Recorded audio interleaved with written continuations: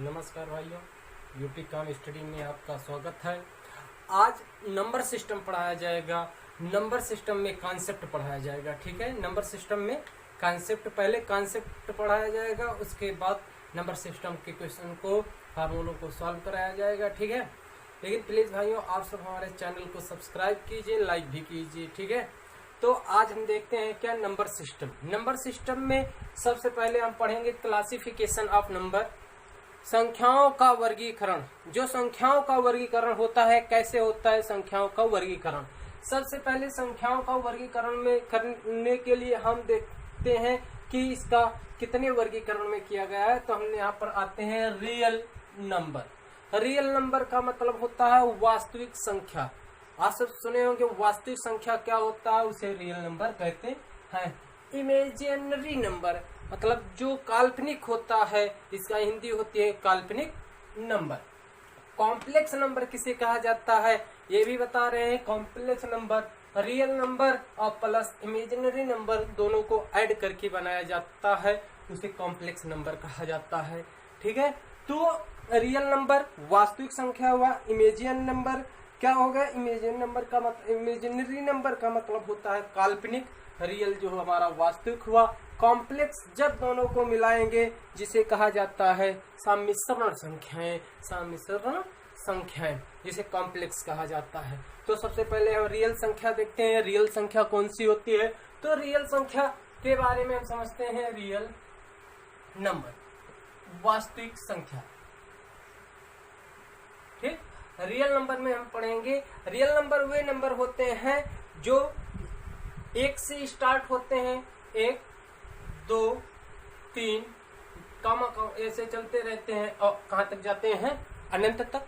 ये चाहे प्लस में हो या माइनस में हो, -1 -2 -3 डॉट डॉट कहां तक, अनंत तक।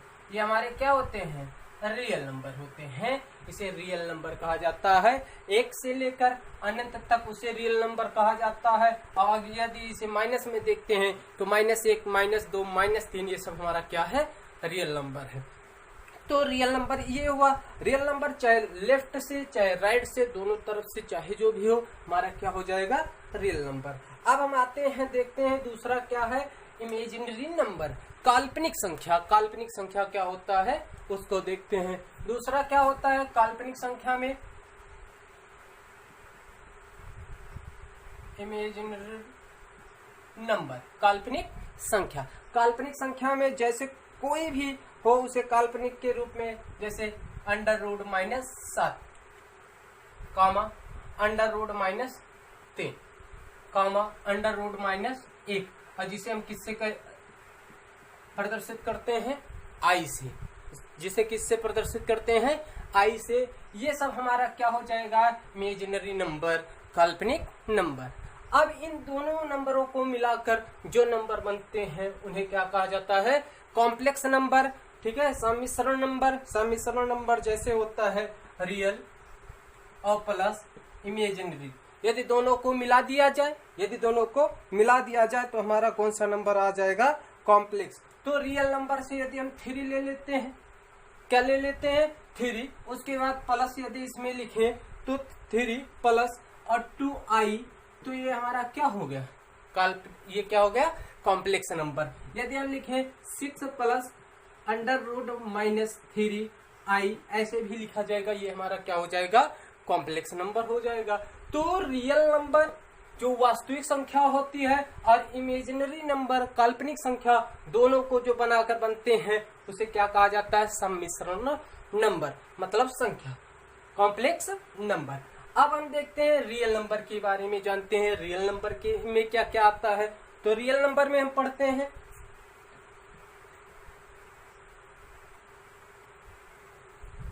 रियल नंबर में पहला आता है इंटीजर्स नंबर, दूसरा आता है डेसिमल नंबर। इंटीजर्स नंबर को, जो ये इंटीजर्स होता है इसका मतलब होता है पूर्णांक, और दूसरा क्या है, डेसिमल, जिसे कहते हैं दशमलव। अब इंटीजर्स पूर्णांक क्या है इसे हम इसके बाद पढ़ते हैं, पहले डेसिमल पढ़ लेते हैं।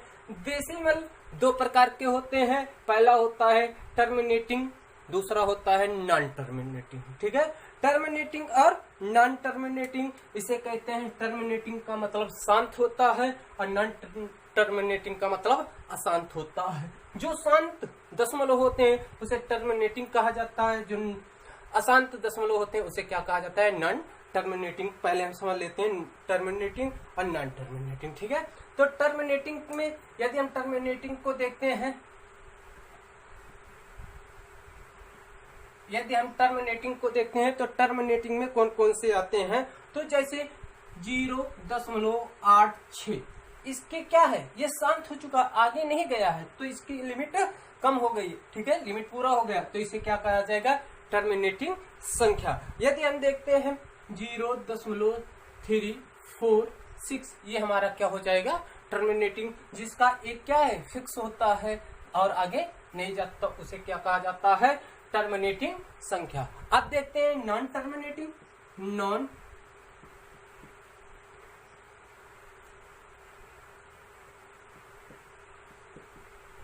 नॉन टर्मिनेटिंग, अभी ये टर्मिनेटिंग शांत और नॉन टर्मिनेटिंग का मतलब होता है अशांत संख्या, जो क्या होती है, जिसे लिखा ही जा सकता है। जैसे समझते हैं 0.666 ... अनंत पद होता है, ठीक है, इसे टर्मिनेटिंग में कहते हैं। अगला देखते हैं 0.7777 ... ये हमारा क्या हो जाएगा, नॉन टर्मिनेटिंग। लेकिन इसी में क्या आ जाएगा, कभी कभी 0.85 ... ये हमारा कौन सा है, नॉन टर्मिनेटिंग, जो क्या है, अशांत है, लिखते जाएंगे लिखते जाएंगे, ये क्या हो जाएगा, नॉन टर्मिनेटिंग, ठीक। इसमें ये भी एक आएगा 0.329872, ठीक, ऐसे जाता रहेगा, ये हमारा क्या हो जाएगा, नॉन टर्मिनेटिंग। अब हम देखते हैं नॉन टर्मिनेटिंग कितने प्रकार के होते हैं। नॉन टर्मिनेटिंग अशांत जो होते हैं वो कितने प्रकार के होते हैं, एक होता है रिपीटिंग, दूसरा होता है नॉन रिपीटिंग। रिपीटिंग का मतलब जो बार बार आए, देखो रिपीटिंग का मतलब जो बार बार आए, और नॉन रिपीटिंग का मतलब जो एक बार आए दोबारा ना आए, उसे क्या कहते हैं, नॉन रिपीटिंग कहा जाता है। अब हम इसमें देखते हैं रिपीटिंग और नॉन रिपीटिंग में। रिपीटिंग का मतलब होता है जो 666 ये क्या है, अनंत तक है, इसे हम क्या कहेंगे, रिपीटिंग कहेंगे। और यदि ये क्या है हमारा 32987 तो ये क्या हो जाएगा, नॉन रिपीटिंग, तो ये हो जाएगा। अब हम रिपीटिंग और नॉन रिपीटिंग को हम देखते हैं, क्या इसे प्रमेय के रूप में लिखा जा सकता है, रिपीटिंग और नॉन रिपीटिंग को क्या प्रमेय के रूप में लिखा जा सकता है, उसके बारे में देखते हैं कि रिपीटिंग को नॉन रिपीटिंग के बारे में लिखा। रिपीटिंग जो होता है, ठीक है, रिपीटिंग को हम प्रमेय के रूप में लिख सकते हैं, रेशनल के रूप में लिख सकते हैं, लेकिन जो नॉन रिपीटिंग होता है हम उसे नॉन रिलेशन के रूप में करते हैं, अप्रमेय के रूप में लिखा जाता है। जैसे ये रिपीटिंग जो है, इसके ऊपर यदि इसे कहा जाए 0.66 बार लगा हो तो हम इसको क्या लिख सकते हैं, 66, ठीक है, नीचे क्या हो जाएगा 99, तो इसे प्रमेय के रूप में लिखा जा सकता है। लेकिन जो ये नॉन रिपीटिंग है, देखो 3 2, इसे हम क्या कर सकते हैं, P/Q नॉन, ठीक है, P/Q अप्रमेय के रूप में लिखा जा सकता है, प्रमेय के रूप में नहीं लिखा जा सकता। इसका मतलब जो ये रिपीटिंग होता है इसे प्रमेय के रूप में लिखा जाता है, और जो नॉन रिपीटिंग होता है उसे प्रमेय के रूप में नहीं लिखा जाता, अर्थात अप्रमेय होता है। अब आप सबको पढ़ाते हैं प्रमेय और अप्रमेय, प्रमेय और अप्रमेय के बारे में। अब हम देखते हैं कौन सा, रेशनल नंबर, प्रमेय संख्या। प्रमेय संख्या क्या है, प्रमेय संख्या वह होता है जिसे P/Q के रूप में लिखा जा सकता है, जिसे P/Q के रूप में लिखा जा सकता है, और जिसका Q का मान 0 ना हो, जिसका Q का मान 0 ना हो उसे क्या कहा जाता है, रेशनल नंबर, प्रमेय संख्या। जैसे 1/2, 5/3 या 4/7, ये हमारा क्या है, रेशनल नंबर, प्रमेय संख्या। अब दूसरा देखते हैं इसमें क्या है, इन रेशनल नंबर, अप्रमेय संख्या, इन रेशनल परमेय संख्या में हमें देखना है कि इन रेशनल अपरमेय संख्या में हमें देखना है कि एग्जाम्पल जिसे p बटे q के रूप में नहीं लिखा जा सकता। देखो रेशनल नंबर को p बटे q के रूप में लिखा जा सकता है और इन रेशनल नंबर को अपरमेय को p बटे q में नहीं लिखा जा सकता और जिसका p q का मान कितना होना चाहिए, 1 होना चाहिए। q बराबर क्या होना चाहिए, 1 होना चाहिए कि ये 1 के बराबर मान इसका होना चाहिए। अब देखते हैं कि हमारा अपरमेय संख्या कौन सा है। तो √3 कामा √7 कामा √7 √13 etc आदि हमारा क्या है, इन रेशनल नंबर है, अपरमेय संख्या है। क्यों? क्योंकि हम इसको क्या लिख सकते हैं, अपरमेय संख्या को यदि हम इसको देखें √3 को क्या लिखा जाता है, 1.7, उसके बाद 1.7 आगे जाकर 3 2 ऐसे लिखा जाता है। तो ये क्या परमेय के रूप में नहीं लिखा जाएगा, तो ये हमारा क्या हो जाएगा, इन रेशनल नंबर अपरमेय संख्या। अब हम इसमें देखते हैं, हमारा ये टॉपिक खत्म हुआ डेसिमल में। डेसिमल में हम क्या पढ़े, टर्मिनेटिंग। टर्मिनेटिंग में देखा गया कि कौन सी संख्या टर्मिनेटिंग है, पूर्णांक है, नहीं है, ठीक है। टर्मिनेटिंग देखा गया, नॉन टर्मिनेटिंग। नॉन टर्मिनेटिंग में रिपीटिंग और नॉन रिपीटिंग पढ़ा गया। अब इसी रिपीटिंग और नॉन रिपीटिंग में क्या पढ़ा गया, रेशनल नंबर और नॉन रेशनल नंबर।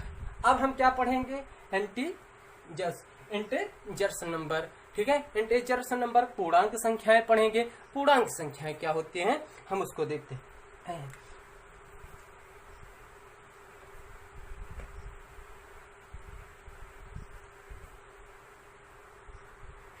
अब हम देखते हैं क्या, पूर्णांक संख्याएं जो होती हैं इंटीजर्स, ठीक है, इंटीजर्स नंबर पूर्णांक संख्याएं। इसमें दो होते हैं, एक होते हैं निगेटिव, एक होते हैं नॉन निगेटिव, जिसे पॉजिटिव भी कहा जा सकता है। निगेटिव और नॉन निगेटिव इसको समझते हैं, जो हमारी होल संख्याएं, होल नंबर होते हैं, पूर्ण संख्याएं होते हैं। होल का मतलब क्या, संपूर्ण संख्याएं होती हैं, जैसे 0 0 1 2 3 डॉट डॉट कहाँ तक, अनंत तक ये हमारे क्या है, ये पूर्णांक हमारी हैं। यदि इसे इसको नॉन निगेटिव, ये निगेटिव में नहीं है, यदि इसे निगेटिव में लिखा जाए, 2 मान ले, -3 मान ले, -4 मान ले, अनंत तक ये माइनस में लिखा जाएगा, तो ये हमारा क्या हो जाएगा, ये क्या हो जाएगा, निगेटिव। ये निगेटिव इंटीजर्स है, मतलब निगेटिव पूर्णांक है, और ये क्या है, निगेटिव, ये पॉजिटिव पूर्णांक है। बस होल संख्याएं, जो होल नंबर होती हैं, टोटल नंबर जो होते हैं 1 से 100 तक, या ठीक है इनफाइनाइट तक, ये जो भी संख्याएं होती हैं हमारे क्या होते हैं, पूर्णांक होते हैं। अब हम इसी पूर्णांक में इंटीजर्स में देखते हैं, पूर्णांक में देखते हैं, हमें दो और समझना है, ऑड नंबर और इवन नंबर। अब यदि हम इसमें और पढ़े तो ये दो कैटेगरी में हमें पढ़ना पड़ेगा। एक पढ़ना पड़ेगा इवन, दूसरा होगा ऑड। इवन को कहा जाता है सम, ऑड को कहा जाता है बी सम।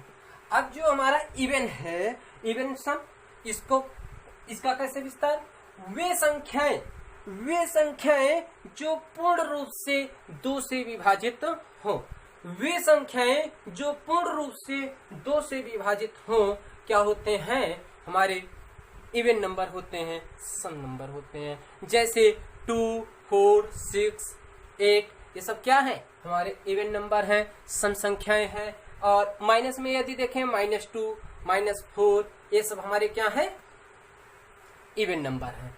अगला क्या है, ऑड नंबर, वे संख्याएं जो 2 से क्या हो, जो 2 से डिवाइड न हो, 2 से विभाजित न हो, उसे क्या कहा जाएगा, ऑड नंबर कहा जाएगा। ऑड नंबर मतलब विषम नंबर कहा जाएगा। जैसे इसमें देखते हैं 7 ले लिए, 1 ले लिए, 5 ले लिए, या माइनस में देखते हैं -3 -5 -7, ये हमारा क्या हो जाएगा, ऑड नंबर हो जाएगा। तो ये नंबर सिस्टम का क्या है, पार्ट्स हैं, जो छोटे छोटे पार्ट्स हैं, जिसे हमें समझना है। ये पेपर में बहुत आवश्यक भी होते हैं, ठीक है। इसमें कुछ नीचे नोट्स लिखवाएंगे, ठीक है, उस नोट्स को बताएंगे, लिखवाएंगे, उसे आप सब देख लेना। अब हम इसमें पढ़ेंगे नेचुरल नंबर। क्या पढ़ेंगे?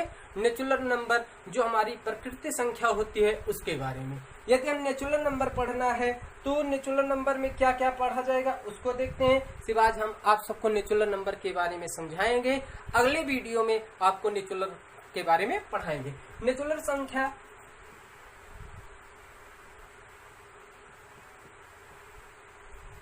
नेचुरल नंबर जो होते हैं प्राकृतिक संख्याएं, ये जीरो से लेकर, कहां से लेकर? जीरो से लेकर स्टार्ट होते हैं। 0, 1, 2, 3, 4 डॉट डॉट डॉट डॉट।